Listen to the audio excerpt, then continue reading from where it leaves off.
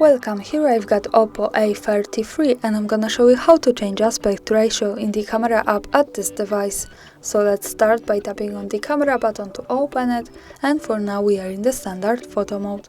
From here let's go to the right corner to this button. When we tap on it, we get access to 3 other buttons we can manage.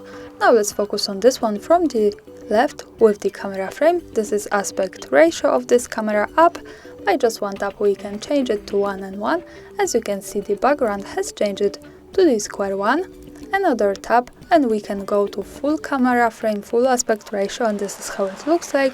When we tap on this once again, we can go to 16:9 and this is how it looks like.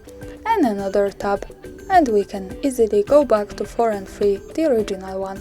And this is how to change this here. Thanks for watching, subscribe our channel and leave the thumbs up.